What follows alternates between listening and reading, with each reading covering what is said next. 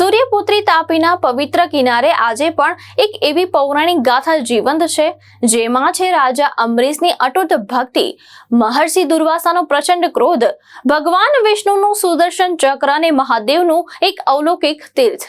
સુરત જિલ્લાના કામરેજ તાલુકાના અબ્રામા ગામે બિરાજમાન અંબરીશેશ્વર મહાદેવ માત્ર આસ્થાનું કેન્દ્ર નથી, પરંતુ સદીઓથી ભક્તિ, ધર્મ અને પૌરાણિક ઇતિહાસની સાક્ષી પૂરતું પવિત્ર સ્થાન છે. માન્યતા છે કે ભગવાન વિષ્ણુના પરમ ભક્ત રાજા અંબરીશે અહીં મહાદેવની સ્થાપના કરી હતી અને ભગવાન વિષ્ણુની આજ્ઞાથી આ પવિત્ર ભૂમિ પર જ પરમ પદ પ્રાપ્ત કર્યું હતું. પણ આખરે એવું તો શું બન્યું હતું કે મહર્ષિ દુર્વાસાને બચાવવા માટે બ્રહ્માજીથી લઈને ભગવાન શિવ અને અંતે સ્વયં ભગવાન વિષ્ણુના શરણે જવું પડ્યું. શા માટે ભગવાનનું સુદર્શન ચક્ર દુર્વાસા ઋષિની પાછળ પડ્યું? અને આ સમગ્ર પૌરાણિક પ્રસંગ સાથે તાપી કિનારે આવેલા અંબરીશેશ્વર મહાદેવનો શું છે સંબંધ? ભક્તિની શક્તિ, એકાદશીનું મહાત્મા અને અંબરીશેશ્વર મહાદેવના પૌરાણિક ઇતિહાસની આ અદ્ભુત ગાથા જોઈએ અમારા વિશેષ રજૂઆતમાં. તાપી કિનારાના અસંખ્ય ધાર્મિક સ્થળોમાં અતિ પૌરાણિક અને અલભ્ય ફળ આપનારું તીર્થ એટલે અંબરીશેશ્વર મહાદેવ. કામરેજ તાલુકાના નાનકડા અબ્રામા ગામમાં આવેલું આ તીર્થ ધાર્મિક મહાત્માની દ્રષ્ટિએ વિશેષ સ્થાન ધરાવે છે. પૌરાણિક માન્યતા પ્રમાણે રાજા અંબરીશે આ મહાદેવની સ્થાપના કરી. ભગવાન વિષ્ણુની આજ્ઞાથી તેઓ તાપીના પવિત્ર કિનારે આવ્યા હતા અને અહીં જ એમને પરમ પદ મેળવ્યું હોવાનું વર્ણન મળે છે. અંબરીશેશ્વર મહાદેવનું મહાત્મા સમજાવ્યા બાદ શ્રદ્ધાપૂર્વક તાપી સ્નાન કરી મહાદેવની પૂજા અને હવન કરવાનું વિશેષ પુણ્યદાયી માનવામાં આવ્યું છે. આ તીર્થની કથા રાજા અંબરીશની અતૂટ ભક્તિ સાથે જોડાયેલી છે. પૌરાણિક કથા અનુસાર મનુપુત્ર નભાગના વંશમાં ભગવાન શંકરની કૃપાથી રાજા અંબરીશનો જન્મ થયો હતો.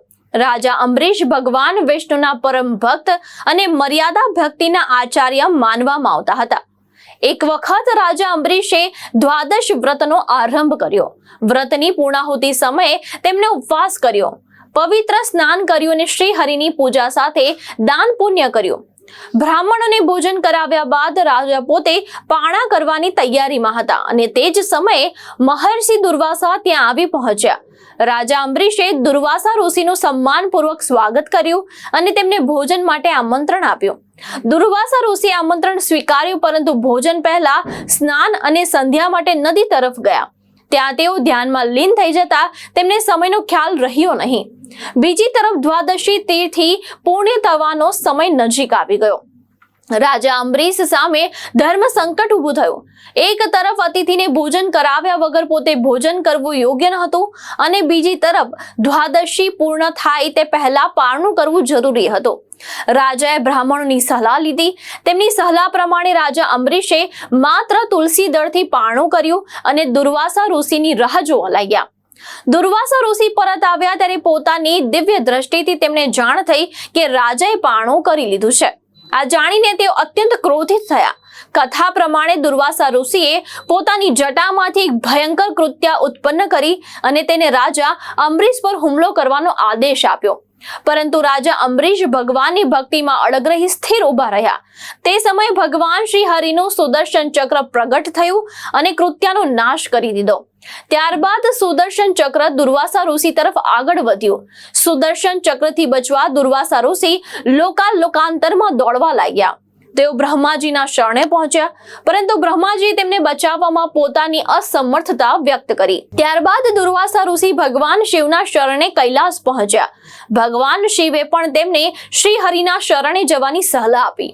આખરે દુર્વાસા ઋષિ ભગવાન વિષ્ણુના શરણે પહોંચ્યા અને પોતાના અપરાધમાંથી મુક્તિ આપવા પ્રાર્થના કરી. ત્યારે ભગવાન વિષ્ણુએ તેમને જણાવ્યું કે તેમના ભક્તનો અપરાધ થયો હોવાથી તેનું નિવારણ પણ ભક્ત અંબરીશ પાસે જ થઈ શકે.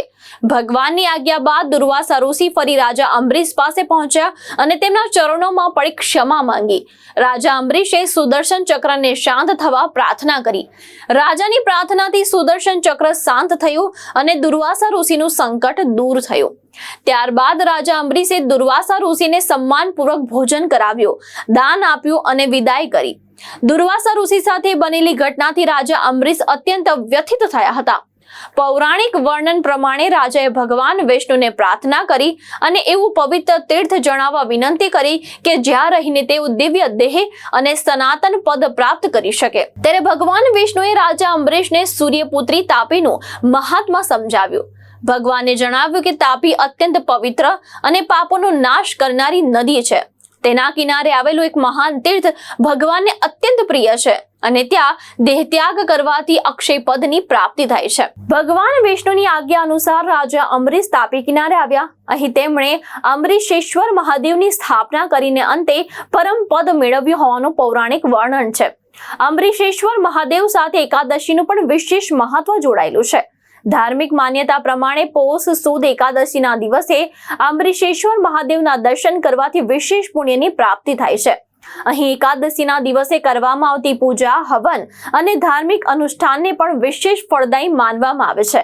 તાપી સ્નાન, મહાદેવના દર્શન અને ભગવાન વિષ્ણુની ભક્તિ સાથે જોડાયેલું અંબરીશેશ્વર તીર્થ આજે પણ રાજા અંબરીશની અતૂટ ભક્તિની પૌરાણિક ગાથા સંભળાવે છે।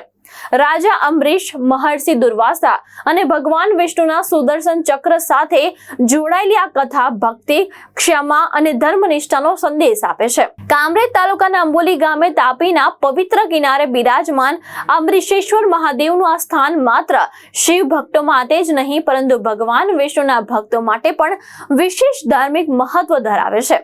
પૌરાણિક કથાને આ તીર્થના મહત્વનું શ્રવણ તથા વાંચન પણ પુણ્યદાયી માનવામાં આવ્યું છે। મારું નામ સમીર પટેલ છે। હું સુરત જિલ્લાના અબ્રામા ગામનો રહેવાસી છું। આમ તો સૂર્યપુત્રી તાપી નદીના કિનારે દેવાધિદેવ મહાદેવના અસંખ્ય મંદિરો આવેલા છે, પરંતુ અબ્રામા ગામની અંદર આવેલું જે આ મંદિર છે અંબરીશેશ્વર મહાદેવ મંદિર, એમની સાથે એક અતિ પૌરાણિક દંતકથા જોડાયેલી છે કે જેમનો સીધો સંબંધ રઘુકુળ સાથે છે। રઘુકુળના પુણ્ય પ્રતાપી રાજા અંબરીશ કે જેમની 7મી પેઢીમાં ભગવાન શ્રી રામનો જન્મ થયો હતો। હવે જેની પેઢીમાં ભગવાન શ્રી હરિ અવતાર લઈને આવે એ કેવા મહાન અને પુણ્યશાળી આત્મા હશે એના વિશે આપણે કહેવાની કંઈ એ જ નથી, પરંતુ જ્યારે આવા પુણ્યશાળી આત્માઓ એ કર્મો થકી આપણને જ્યારે સાચી ભક્તિ સમજાવતા હોય અને એમના પુણ્ય પ્રતાપે એમની સ્તુતિ વંદનાથી દેવાધિદેવ મહાદેવ પ્રસન્ન થાય અને સૂર્યપુત્રી તાપી નદીના કિનારે સ્વયંભૂ પ્રગટ થાય એવા મંદિરોની અંદર આવી પવિત્ર શ્રાવણ માસમાં આપણે એકવાર દર્શન અવશ્ય કરવા જોઈએ। રાજા અંબરીશ એકવાર દ્વાદશ વ્રતનો આરંભ કરે છે। દ્વાદશ વ્રતની સંપૂર્ણ વિધિ પૂર્ણ કરી પોતે પારણા કરવા બેસે છે અને એ સમયે ત્યાં દુર્વાસા મુનિ પધારે છે। દુર્વાસા મુનિને જોઈ પોતાના પારણા છોડીને એમનો આદર સત્કાર કરે છે અને એમને પણ પોતાની સાથે પારણા કરવા માટે એટલે કે જમવા માટેનો આગ્રહ કરે છે, પરંતુ ઋષિ મુનિ પહેલા સ્નાન કરવા માટેનું કહે છે અને સ્નાન કરવા માટે નદીએ જાય છે। સ્નાન કરીને ત્યાં જ બ્રહ્મ ધ્યાનમાં લીન થઈ જાય છે અને આ તરફ જે વ્રતની વિધિ હોય એનો સમય પૂર્ણ થવા આવે છે, એટલે રાજા અંબરીશ દુવિધામાં મુકાય છે કે હવે શું કરવું, કારણ કે સમય વીતી રહ્યો હોય ત્યારે વિધિ પણ સમયસર પૂર્ણ થવી જોઈએ। હવે દુવિધામાં મુકાયેલા રાજા બ્રાહ્મણોની આજ્ઞાથી તુલસી દળ વડે પોતાનું પારણા સંપૂર્ણ કરે છે, પરંતુ દુર્વાસા મુનિ પોતાની દીર્ઘ દ્રષ્ટિથી આ બધું જોઈએ છે અને જે સ્વભાવ જ એમનો આપણને બધાને ખબર જ છે એટલે ક્રોધિત થાય છે અને રાજા અંબરીશને શ્રાપ આપે છે। એટલું જ નહીં પરંતુ એમને મારવા માટે પોતાની જટામાંથી કૃત્યા નામની રાક્ષસીને ઊભી કરે છે અને રાજાને મારવાનો આદેશ કરે છે। આ આદેશથી કૃત્યા ખડક લઈને રાજાને મારવા જાય છે, પરંતુ રાજા જે શ્રી હરિ વિષ્ણુના પરમ ભક્ત હોય એ વિષ્ણુ ભગવાનનું ધ્યાન ધરે છે અને ત્યારે સુદર્શન ચક્ર પ્રગટ થાય છે અને કૃત્યાનો નાશ કરે છે અને દુર્વાસા મુનિને પણ પ્રહાર કરવા માટે એમની પાછળ જાય છે। સુદર્શન ચક્રથી બચતા બચતા આકાશ પાતાળ એક કરીને ભગવાન શ્રી હરિના ચરણમાં દુર્વાસા મુનિ જાય છે અને માર્ગદર્શન કરવા માટે કહે છે। એમના માર્ગદર્શનથી રાજા અંબરીશ પાસે જાય અને એમની પણ ક્ષમા યાચના કરે છે। આ ક્ષમા યાચના બાદ રાજા અંબરીશ સૂર્યપુત્રી તાપી નદીના કિનારે આવીને દેવાધિદેવ મહાદેવની આરાધના કરી એમનો દેહ ત્યાગ કરે છે અને એમની આરાધનાથી પ્રસન્ન થઈને દેવાધિદેવ મહાદેવ અંબરીશેશ્વર મહાદેવ મંદિરના નિમિત્તે આપ સૌ આવો અને અંબરીશ દાદાના દર્શન કરીને કૃતકૃતાર્થ થાઓ. જય મહાદેવ. મારું નામ ડેનિશ પટેલ છે. સુરત જિલ્લાના અબડાણા ગામમાં હું રહેવાસી છું.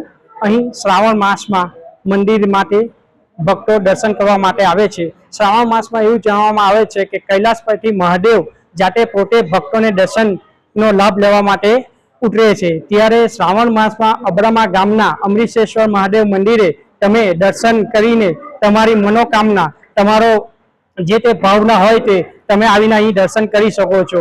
અહીં અમે શ્રાવણ માસમાં અલગ અલગ આયોજન પણ કર્યું છે. રુદ્ર અભિષેક ને એની પર પૂજા રાખી છે. 23 તારીખે અમે ભસ્મ આરતી રાખી છે. 30 તારીખે અમે સામૂહિક આરતીનું પણ રાખ્યું છે. તો તમે એવા શ્રાવણ માસના પવિત્ર નિમિત્તે, મહિના નિમિત્તે અમરીશેશ્વર મહાદેવના દર્શન માટે અવશ્ય આવો. જય મહાદેવ. ભાવેશ ઉપાધ્યાય, દ્રષ્ટિકોણ ન્યૂઝ, સુરત.